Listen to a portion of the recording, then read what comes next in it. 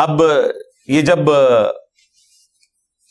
تعبیر جو ہے وہ بادشاہ کے پاس پہنچی تو ظاہر ہے اس کا جو رسپانس تھا وہ یہی ہونا چاہیے تھا. وقال الملک اتونی بہ، تو اس وقت بادشاہ نے کہا کہ فوراً اس کو میرے پاس لے کے آؤ، یہ تو بڑے کام کا آدمی ہے جس نے یہ تعبیر بتائی ہے. فلما جاءہ الرسول، تو پس جب رسول آیا ان کے پاس، رسول یہاں قاصد کے معنوں میں ہے، یہ یعنی وہ اصطلاحی معنوں میں نہیں، لغت کے معنوں میں ہے. حضرت یوسف علیہ السلام کے پاس پیغام لے کے پہنچا تو اب ہونا تو چاہیے تھا کہ یوسف علیہ السلام فوراً کہتے کہ ٹھیک ہے میری رہائی کا پروانہ آ گیا ہے تو میں نکلوں یہاں سے.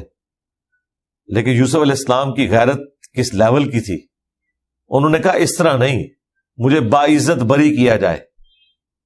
جو میرے اوپر یہ جھوٹا الزام لگا کر میری زندگی کے 10 سال مجھ سے چھینے گئے، تو انہوں نے بادشاہ کے قاصد کو بھی واپس کر دیا کہ میں اس رہائی کے اوپر ایگری نہیں ہوں جب تک کہ مجھے کلیئر نہ کیا جائے ان عورتوں کے حوالے سے کہ جنہوں نے مجھے مجبور کیا برائی کے اوپر.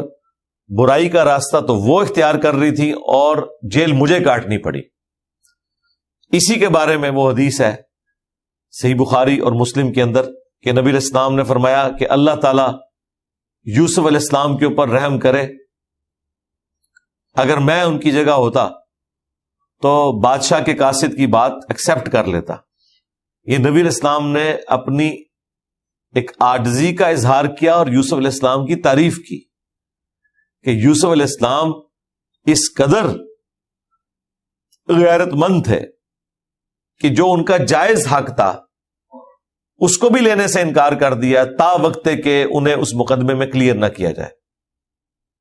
تو یہ بہت بڑے تعریفی کلمات ہیں نبی علیہ السلام کے یوسف علیہ السلام کے بارے میں. تو جب وہ قاصد آیا تو انہوں نے کہا کہ قال ارجع الی ربک، انہوں نے کہا واپس جاؤ اپنے رب کے پاس. یہ دیکھ لیں، یہ ربک کا ورڈ پھر آیا ہے بادشاہ کے لیے، یعنی رب کا لفظ بادشاہ کے لیے بھی استعمال ہو سکتا ہے عربی زبان کے اندر، یہ جائز ہے.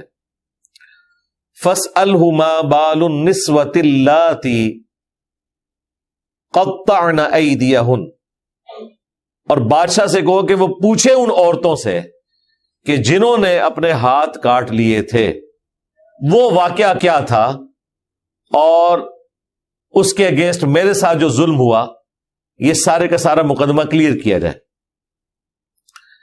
ان ربی بکیدہن علیم، اور بے شک میرا پروردگار ان عورتوں کے مکر سے خوب واقف ہے. تو اب ظاہر بادشاہ نے بلوا لیا ان عورتوں کو